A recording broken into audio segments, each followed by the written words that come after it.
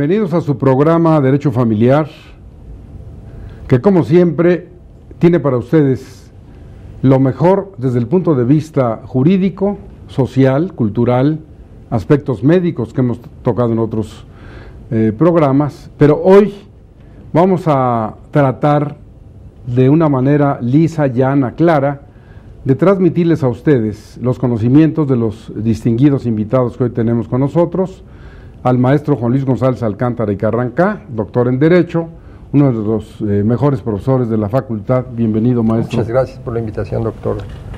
También al doctor Demetrio Cortés Ortega, que no le gusta el que yo lo diga, pero para mí es el mejor abogado en México. En lo que él maneja es algo que es muy importante hacerlo así, y sobre todo, pues cuando se hacen reconocimientos, hacerlos públicos.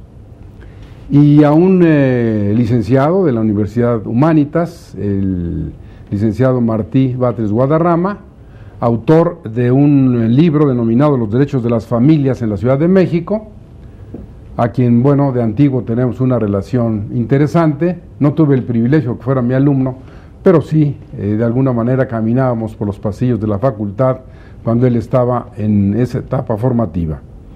Entonces, igualmente, bienvenido, licenciado Martí Batres. Gracias, a este programa que es tan importante y que hoy vamos a plantear. Voy a hacer primero un cuadro de referencia para que ustedes tengan allá en su hogar la posibilidad de reflexionar frente a las diferentes opiniones que van a emitir nuestros invitados. Se ha discutido de muchas formas y vamos a tratar de que aquí prevalezca el aspecto científico, jurídico, la naturaleza jurídica de lo que vamos a hablar, si el derecho familiar, que dicho sea de paso, debe expresarse en esa forma porque ese es el género. Cuando se habla del derecho de la familia o de familia, o como algún autor despistado, derecho civil para la familia, pues prácticamente trae en la expresión la razón de una ignorancia que ustedes la van a comprobar o la van a ratificar o rectificar. Entonces, en esencia, en este programa vamos a tratar de dilucidar si el derecho familiar es un derecho civil, si es un derecho privado, si pertenece a lo que se llama derecho social, o en realidad es una rama autónoma del civil, del privado, del social, y que en un momento dado su naturaleza jurídica nos permita proponer leyes, cátedras, tribunales, etcétera. Yo le pediría al doctor Juan Luis González Alcántara y Carrancá nos hiciera el favor de iniciar este diálogo con ustedes sobre su punto de vista o su apreciación de lo que acabo de señalar. Maestro, por favor. Bueno, con mucho gusto, doctor. Creo que es muy importante que entendamos cómo, por cuestiones de clasificación propiamente, las personas han señalado la existencia de un derecho público y un derecho privado. Desde la época en que se empezó a estudiar derecho ya en las aulas universitarias, en la época en que nace el derecho romano, surge esa gran división entre el derecho que le compete al Estado y el derecho que le compete a los particulares. Durante muchos años se consideró que toda la materia familiar pues era parte de ese mundo del derecho privado, que lo que sucedía en la familia no debía ser observado por el Estado. Pero poco a poco en la evolución nosotros vamos viendo que el Estado se preocupa por el bienestar de las familias, por el bienestar de las personas, y que ese control férreo que existía por alguno de los integrantes, normalmente el padre de familia, fuera restringido y vigilado y castigado por parte del Estado.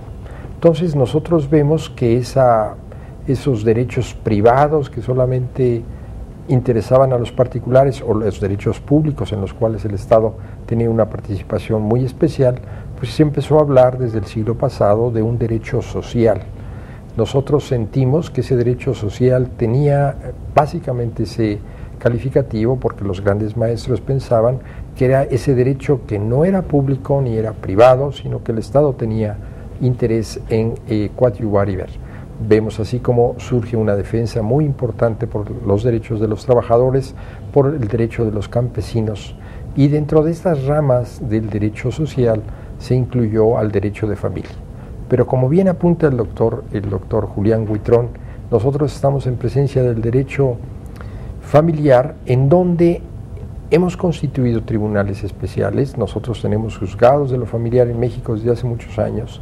Nosotros tenemos tribunales especializados que revisan las sentencias de los jueces familiares, y es una rama a que el Estado tiene que prestar mucho cuidado, porque finalmente, independientemente del tipo de familia, sentimos que va a ser lo que le va a proporcionar a una sociedad pues esa paz, esa tranquilidad y ese bienestar que es el que todos anhelamos.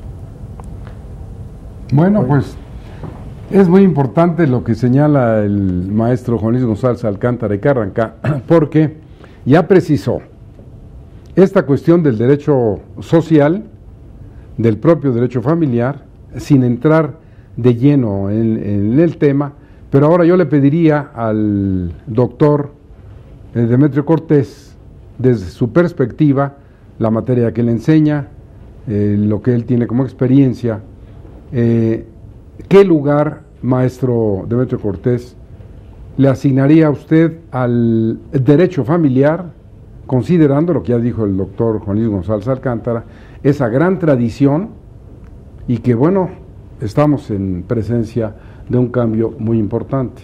Sí, doctor, gracias.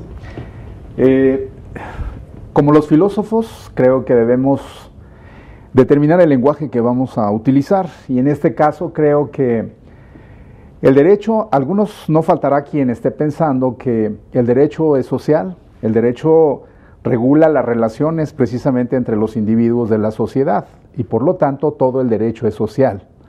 Pero entonces cabe reflexionar por qué se acuñó el término derecho social y se le llamó al derecho laboral derecho social, o al derecho agrario derecho social. Porque se pretendía proteger precisamente a esa clase, a un tipo de clase social. La clase débil tal vez en ciertas relaciones, y entonces desde este punto de vista debemos pensar que si el derecho familiar está protegiendo a una clase social o está protegiendo a toda la familia. Si protege a una clase social, tendríamos que decir que entra dentro del derecho social. Pero si es un derecho de familia que impera en toda la sociedad, entonces no protege a ninguna clase social, protege a toda la sociedad. Y entonces no sería un derecho social. Tendríamos que situarlo también, tal vez por las disposiciones de orden público, en un derecho público.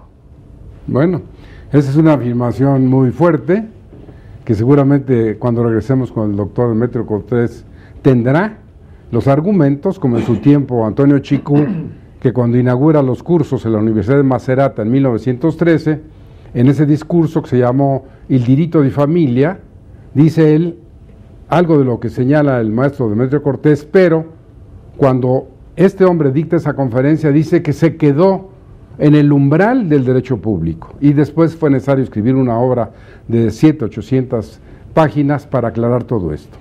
Ya tenemos estas posiciones. Ahora bien, el licenciado Martí Batres, para empezar, como les dije a ustedes, aquí les enseño su libro, hizo esta obra que es tan importante para hacer una monografía sobre los derechos de las familias en la Ciudad de México. No es específico para hablar de derecho familiar, sino hace un recorrido histórico muy interesante, donde les adelanto desde ahora, todas las directrices, las líneas que él sigue, seguramente es por las diferentes actividades que él ha realizado, la propia ideología política que lo caracteriza, y él habla, en este caso, de un derecho social para ubicar ahí el de la familia. Pero ¿quién mejor que él para que nos hable ya no del libro, sino en general su opinión, su punto de vista de por qué usted considera que el derecho familiar o de familia, como usted lo llama, es derecho social? Muchas gracias, doctor Julián Huitrón Fuentevilla. Saludo al doctor Cortés y al doctor González Alcántara y Carrancá. Me da mucho gusto estar aquí. Esta es una discusión un poco teórica, un poco abstracta, pero tiene un sentido. Históricamente, el derecho familiar se ubicó originalmente en el derecho civil, en el derecho privado. su evolución, su transformación, nos hace pensar que el derecho familiar no tiene nada que hacer en el derecho privado.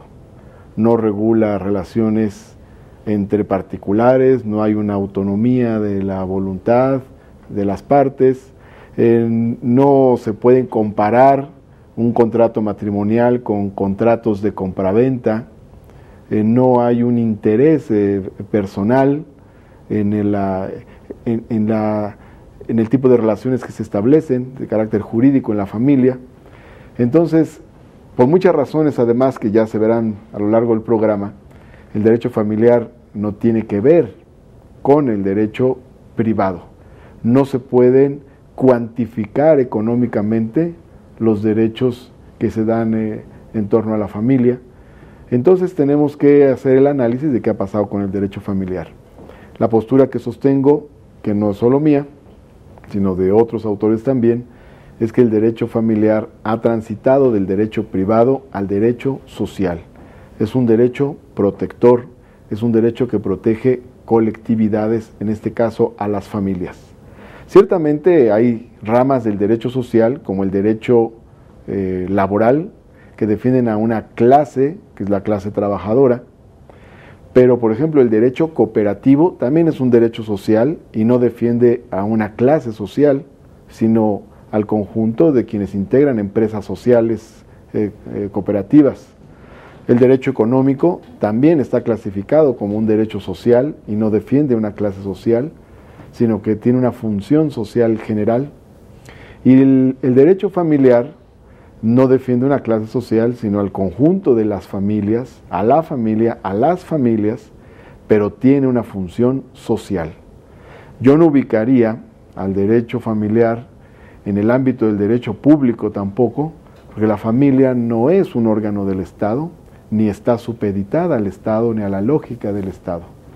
Entonces, no veo al derecho familiar en el ámbito del derecho privado, no lo veo en el ámbito del derecho público. Considero que las características que tiene de protección de la infancia, de regulación de las diferencias de género entre hombres y mujeres y la búsqueda de la equidad entre ambos al interior de la familia, todo eso nos lleva a pensar que es parte del derecho social. Muy bien.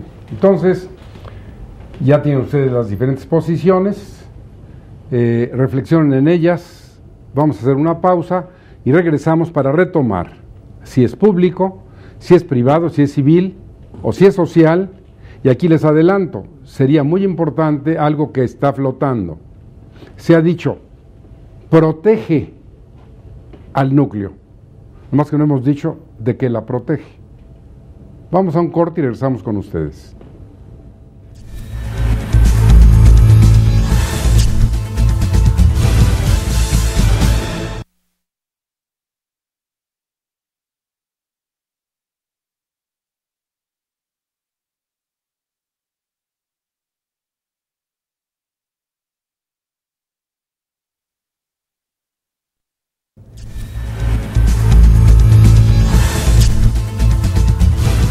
Gracias por seguir con nosotros. Estamos hablando si el derecho familiar es civil, privado, social, público, y así, si usted nos acaba de sintonizar, lo ponemos al día, al momento. Yo le preguntaría al doctor Juan Luis González Alcántara y Carrancá, en ese acervo cultural que él tiene y que siempre hace referencia a estos antecedentes europeos, a Radbruch, a estos filósofos, a estos inclusive pensadores, en que en un momento dado quizá coincidan con la línea que maneja el licenciado Martí Batres. Respecto al derecho social, ¿cuál sería, desde la perspectiva científica, de conceptualización, etcétera, tu punto de vista? Yo creo que sí es una preocupación del Estado, como señalaba hace un momento, pues que en una época, hasta el siglo pasado, hasta la segunda mitad del siglo pasado, se consideraban que todos los asuntos de la familia tenían que resolverse en la familia en privado. Por eso lo vinculamos tanto al derecho civil como a una parte fundamental. Pero cuando el Estado empieza a normar, empieza a regular, empieza a obligar a los padres a dar cumplimiento, cuando el Estado empieza a observar que se protejan a los menores, cuando el Estado le quita a la familia, a los padres que no son dignos de tener la custodia de un menor a esos menores, cuando el Estado empieza a regular y a aprobar cierto tipo de convenios que se puede dar entre las partes, cuando el Estado pasa una legislación que finalmente compensa los bienes adquiridos durante la vigencia de un matrimonio, durante la vigencia, pues es que el Estado se mete hasta esos terrenos que antes consideraban los particulares como privados. Pero eso le da un enfoque social, eminentemente social, porque recordemos cómo era la educación en la época de nuestros abuelos, de nuestros bisabuelos. El padre tenía la capacidad para sancionar al hijo como quisiera. Y poco a poco los derechos de los menores, los derechos de la infancia fueron limitando ese tipo de corrección de los padres. Yo todavía asistí a las escuelas en donde el maestro le daba unos reglazos y si se quejaba uno del maestro, pues el papá le pegaba a uno por andar criticando, pero ahora no podemos concebir que haya un maestro en que sancione a un menor, que lo pueda maltratar, que lo pueda discriminar, que lo pueda bajar al sótano a encerrarlo en un cuarto oscuro por no haber hecho la tarea, o que lo deje sin comer, o que lo sancione. Todo el Estado regula todo ese tipo de relaciones. En la familia, el padre ya no puede hacer lo que quiere con sus hijos, tiene obligaciones concretas, no puede utilizarlos como parte de esa maquinaria para producir bienes y servicios como se consideraba en la antigüedad, que los hijos tenían que ayudar a producir dentro de los sistemas productivos, principalmente en el campo, en los pequeños talleres, que todavía se ve desgraciadamente en México porque no hemos alcanzado niveles de desarrollo. Pues el Estado se ha metido en eso y es una convicción del mundo entero de que hay que proteger esos derechos. Veamos qué sucede en los países del mundo islámico, en donde todavía el hombre ejerce un poder punitivo impresionante, donde puede disponer de la vida de los hijos por haber tenido relaciones sexuales o por no haber llegado en un estado de virginidad al matrimonio. Las hijas son sometidas a tormentos, todavía y a sanciones totalmente crueles y degradantes. Y yo siento que es parte del fenómeno. Y si usted me pregunta si es parte del derecho privado, público o social, yo diría que el derecho familiar es parte del derecho familiar. Con eso solucionaríamos el problema. Es una rama tan especial que rompe con todos esos. Es una respuesta inteligente y evidentemente basada en el conocimiento, porque precisamente ahora le voy a regresar la palabra al licenciado Martí Batres, para en un momento dado poder tener esta hipótesis seguida de lo que acaba de señalar el doctor Juan Luis González Alcántara, en que finalmente dice él, es que el derecho familiar es derecho familiar.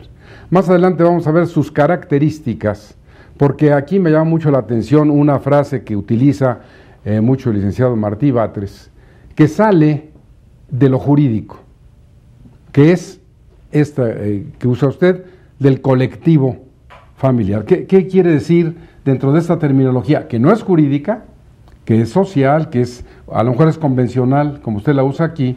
¿Qué quiere decir cuando lo utiliza con esa frecuencia, no?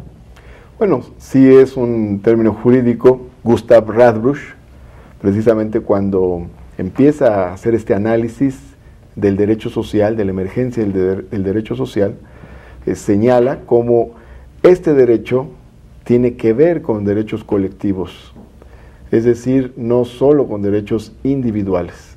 Aquí hay una diferencia muy importante. Cuando surge el derecho del trabajo, ¿qué es colectivo familiar de acuerdo a lo que dice el libro? Cuando surge el derecho del trabajo, entonces hay una relación que no es entre un obrero en lo individual y el patrón, sino que es el conjunto de los trabajadores frente al patrón, y el Estado va a intervenir para fortalecer a los trabajadores frente al patrón. Ahora, en el caso del derecho familiar, no estamos hablando del derecho de una persona. Esa es la diferencia precisamente con el derecho civil. El derecho civil, ¿por qué el derecho familiar se ha ubicado en el derecho civil? Porque se va desprendiendo de las líneas de transmisión de la propiedad. La familia está en el derecho civil originalmente, porque el derecho civil tiene que ver con el tema de los bienes, con el tema de la propiedad y de su transmisión por las vías de los contratos o por la vía de las sucesiones. Pero cuando se va tomando conciencia de que la familia no es un individuo, no es el padre, esposo, que va transmitiendo la propiedad de padre a hijo en esta línea recta, sino que la familia son los hijos, es el esposo, es la esposa, es decir, es un colectivo. Entonces el derecho familiar va a atender la problemática del conjunto de la familia, no de una persona.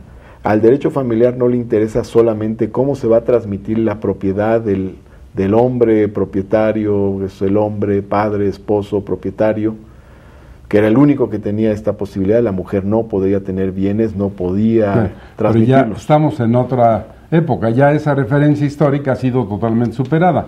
Pero aquí hay algo que es muy importante. Al derecho familiar le interesa el conjunto de la familia. Muy bien, yo te preguntaría específicamente,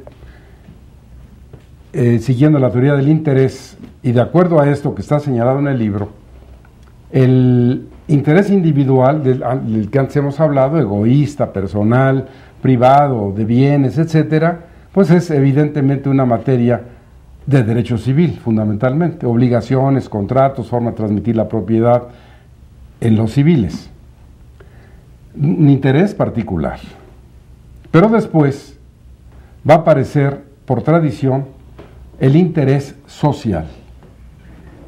Y el interés social, y yo ya haría una pregunta concreta, es la familia, dejado de lado el derecho civil individual, la familia es un interés o representa un interés social o es un interés superior por encima del civil particular y el social de la sociedad. Y la pregunta concreta es esta: ¿tú estarías en la disposición de sacrificar el interés de este colectivo familiar, tuyo familiar, por el interés de la sociedad? No creo que esté ahí la contradicción. Es decir, la familia tiene un interés social. Sí, nada más que... Y donde la contradicción está entre ese interés social y el interés individual, particular, egoísta. Usted mismo lo ha dicho en sus artículos que escribe sobre este tema acuciosamente. Entonces, en el caso de la familia y del derecho familiar, hay un interés social. Y ese interés social tiene que ver con el interés de la familia. No podríamos encontrar esta contradicción con el conjunto de la sociedad, porque no explicaríamos la armonía de la sociedad sin la defensa del interés social de las familias. Por eso, más bien, el problema es la contradicción con el interés particular. La familia no tiene un interés egoísta, no tiene un interés de lucro. Pero yo te preguntaba concretamente, colectivo y social. Tú estás en la disposición por la sociedad, por el interés de la sociedad. La sociedad somos los cuatro. El interés superior de la familia es el de cada uno de nosotros, de nuestra familia. ¿Tú estarías en la disposición de sacrificar el interés familiar por el social? Entonces, le voy a decir al maestro Demetrio Cortés, permíteme, porque nos dejó un poco con aquella espada del derecho público, y esto va a venir a colación, si quieres retomar esa idea, y regresamos pues con esta. Muy bien, una de las definiciones estaba yo pensando de Hans Kelsen, que nos da los tres elementos del Estado, y más o menos no la recuerdo con precisión, pero es el ámbito de aplicación del orden jurídico. Nos dice Hans Kelsen desde el punto de vista estrictamente de derecho, ¿qué es el Estado? Y ahí en estas palabras, que es muy simple, la definición que él da, nos da los tres elementos: territorio, población y orden jurídico. Dentro de la población la población, que es la sociedad, se conforma por las familias, como el núcleo de conformación de la sociedad. Las diversas familias, que pueden ser de los tipos que ya hemos hablado en otras ocasiones. Desde este punto de vista, el derecho, si el Estado, ¿yo por qué voy a lo público? Porque el Estado ha hecho que esas familias que son el mismo Estado, parte del Estado, se mete en las relaciones familiares y no deja ya o cada vez va acercando mucho más, ya prácticamente está cerrada intromisión o la autonomía de la voluntad en los que conforman las familias en relación a poder celebrar los actos jurídicos con toda la libertad. El Estado se ha metido de tal manera en las relaciones familiares que por eso las ha hecho de orden público y estrictamente de orden público. Y aquí debemos otra vez, como hace rato, volver a diferenciar las normas jurídicas. Todos los códigos nos dicen que estas normas son de orden público, pero debemos entender exactamente qué es lo que quiere decir el orden público, haciendo una diferencia de que todas son de orden público, todas son para todos, pero ¿qué se quiere decir cuando hablamos estrictamente de orden público? Y son precisamente todas aquellas normas que, como usted estaba mencionando hace rato, hace un momento en la plática, si estamos dispuestos como sociedad a ceder, como parte del Estado también, sociedad y parte del Estado, a ceder al Estado, decirle al Estado, tú ve que estas normas se cumplan, tú encárgate, ¿sí? Encárgate de que estas normas se cumplan. Y nosotros como sociedad le cedemos al Estado y las convertimos entonces en parte del Estado. Y vamos, por eso es, creo yo, de orden público. Bueno, es muy importante porque al principio yo me quedé en la reflexión, quizá ustedes también, de que el maestro Demetrio Cortés nos dijo es derecho público. Pero una cuestión es eso como una rama jurídica y otra el orden público y el interés social que tenemos la sociedad, que tiene el Estado, en que las normas que determina, que bien decía el maestro Juan Luis González Alcántara, esta gran intervención del Estado en la familia, dice esto se tiene que cumplir sin protestar. ¿Por qué? Porque ahora no es cuestión de decir que la patria potestad puede hacer un convenio o un arreglo X, no. ¿Por qué? Porque es una carga impuesta por el Estado, tienes un hijo, es en esta forma. En esas condiciones, maestro Juan Luis González Alcántara, sería muy importante, sobre todo porque fueron muchas las ideas que se movieron, que hicieras un parangón de todo esto para ser una aportación, como siempre, clara. Aquí nos han hecho algunas reflexiones interesantes, han citado a los filósofos alemanes, y el siglo pasado hay un autor muy interesante, Kohler, que fue el primero en ocuparse del derecho de los aztecas, muy conocido para los historiadores del derecho, que nos dice cómo surge la familia en una visión un poco más sociológica que lo que pudo haber escrito en su momento Federico Engels en El origen de la propiedad privada, la familia y el Estado. Kohler nos dice, refiriéndose propiamente a la formación de las familias alemanas y a las familias europeas, que pues eran grupos de hombres y mujeres, eran pequeñas familias que trabajaban en comunidad, 50 núcleos, 100 núcleos, y en una primera etapa todos trabajaban para todos, los bienes no podía disponer uno de esos bienes en testamento, no había propiedad privada, sino era una propiedad colectiva, y que ya como parte de esa evolución empezó a haber la propiedad de ese grupo pequeño cuando hay un excedente en la producción, y hay la posibilidad de la transmisión posterior, cosa que no existía antes, y entonces vamos viendo cómo nos va explicando la formación de la propiedad privada, la formación de esa posibilidad, de esa propiedad privada, de su transmisión, toda la parte del derecho hereditario, y entonces empieza a desmembrar todo ese conjunto de personas en pequeños estados. Cuando vemos nosotros a los dos grandes autores griegos, a Platón y Aristóteles, nosotros vemos que mientras que Platón coloca a toda la sociedad por abajo del Estado, todos trabajamos y tenemos que desprendernos de nuestro interés personal, pues Aristóteles le dice a su maestro, con todo respeto, el interés individual y privativo es tan grande que jamás lo vamos a hacer. Y en eso podemos encontrar en cierta medida dentro de los estudios en general de la historia del pensamiento económico, pues esa gran división entre socialismo y capitalismo. En los dos, con sus esquemas, ha funcionado, y yo siento, en términos generales, que cada vez es más la sociedad que tiene que desprenderse de ciertos derechos y transmitirlos al Estado para beneficio colectivo. Por eso yo creo que nuestra evolución y la intervención del Estado en ese núcleo familiar, que antes era autónomo totalmente, en donde el padre heredaba y desheredaba, las mujeres no participaban dentro de la creación de la riqueza, participaban dentro de la creación de la riqueza, pero no eran de ellas, pues vamos viendo cómo el Estado va asignando ciertos roles y va tratando, como decía el maestro Martí Batres, va tratando de equilibrar situaciones dentro del núcleo familiar.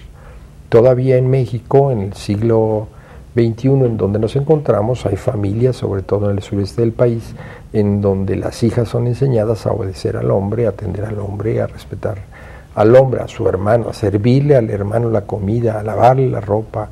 Hay ese desequilibrio, podríamos decir, entre ellas.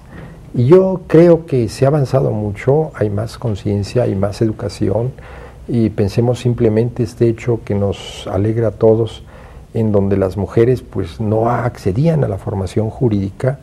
Tenemos hasta hace 50, 60 años que en la Universidad de Harvard se admiten a las primeras mujeres, la Facultad de Derecho lo hizo antes, pero después de 400 y tantos años tenemos una directora en la Facultad de Derecho. 59. Entonces, estamos hablando de hace 500 años que rompen con esa tradición en donde la mujer no tenía acceso a la vida universitaria. Y ahorita tenemos una directora y probablemente en un futuro no muy lejano tengamos una rectora. Cuando platicando con el doctor Narro le contaba yo que en la Facultad de Derecho de la Universidad de Harvard no se admitían las mujeres sino hasta la década de los 50, pues hasta que llegó una mujer puso orden en la Facultad de Derecho de la Universidad de Harvard. A lo mejor esperamos se va a pasar aquí. Que pase, porque las mujeres son más ordenadas y Muy tienen bien. otra visión muy especial. Gracias, Juanito. Bueno, Doctor. ahora vamos a regresar con el licenciado Martí Batres para escuchar, ya él tuvo la posición del maestro Demetrio Cortés, la del propio maestro Juan Luis González Alcántara, y él ahora pues tendrá la posibilidad de expresar lo que esté pensando. Creo que hay muchos elementos que plantear aquí y hay que hacerlo de la manera más gráfica y plástica posible. Pero cuando abordamos el tema de la composición de la familia, vamos a encontrar que no hay una situación de iguales.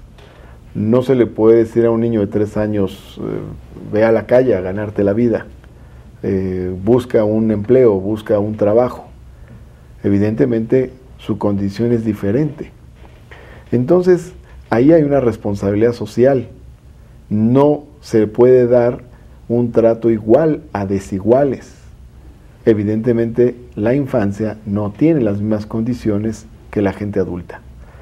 Pero si lo vemos en otros planos de la vida familiar, también lo podemos advertir en el caso de los adultos mayores.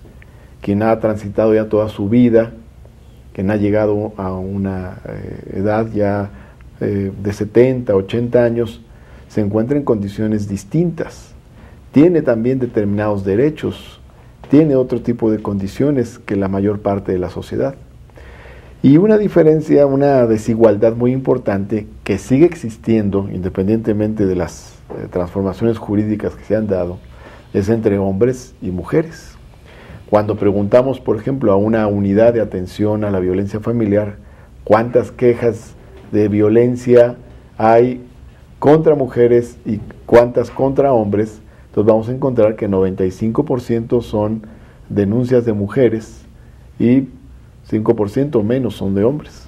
Es decir, el fenómeno de la violencia familiar es contra las mujeres.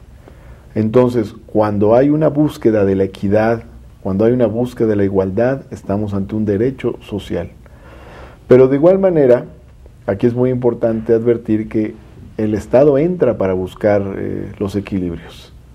Así es de que, por ejemplo, en la familia se decía antiguamente, este es un asunto mío, esto es un asunto privado, yo sé cómo educo a mis hijos, yo sé si le pego a mi mujer, pero eso ya no se puede decir, porque interviene la autoridad para evitar que haya violencia al interior de la familia, para frenarla, para combatirla. Es decir, no es un asunto privado el tema de la violencia al interior de la familia, ¿no? Y antes de ir a un corte, lo voy a dejar señalado para que lo vayan reflexionando. Es un punto que en su tiempo, 1911, un pensador francés, ilustrísimo catedrático, que estuvo invitado en Buenos Aires para dar un ciclo de conferencias, en 1911, antes que el propio Chicú, 1913, toca un punto que vamos a regresar en esta tercera parte del programa.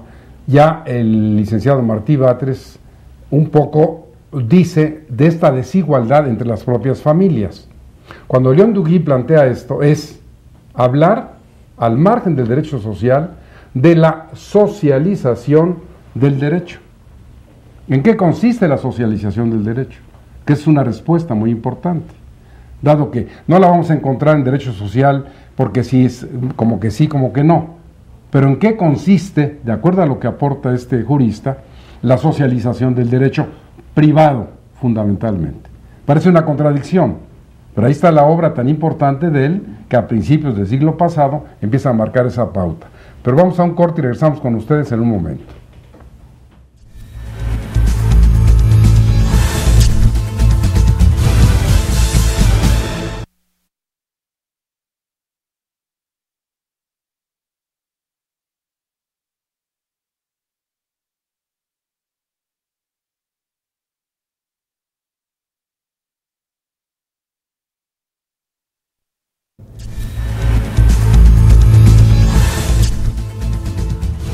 ¿Qué significa socializar el derecho? Dijimos antes del corte, y ahora vamos a escuchar al maestro Demetrio Cortés, que iba por esta línea del derecho público, bien manejada en cuanto al orden público, lo que dijo el licenciado Martí Batres, que fue ratificado o de alguna forma seguido por el maestro Juan Luis González Alcántara. Entonces, maestro, esta socialización del derecho, que es diferente y debe quedar muy claro al concepto de derecho social.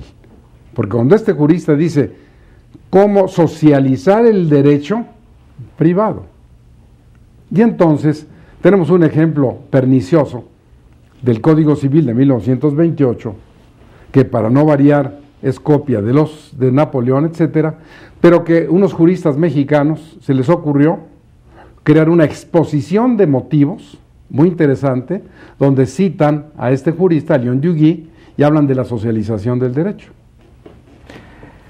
Sí, me gustaría empezar repreguntándome si realmente hay un desequilibrio entre los miembros de la familia. Si por el que el menor es menor de edad, necesita los alimentos del padre, y cuando es adulto, pues adulto mayor me refiero, entonces tendrá el hijo que dárselos. Pero, ¿qué un menor no tendrá también obligación de darle alimentos a su padre si su padre quedó paralítico y el menor tiene dinero? ¿Tiene bienes? ¿Estará siempre presente esa desigualdad? ¿También la diferencia entre hombre y mujer estará siempre presente? Nosotros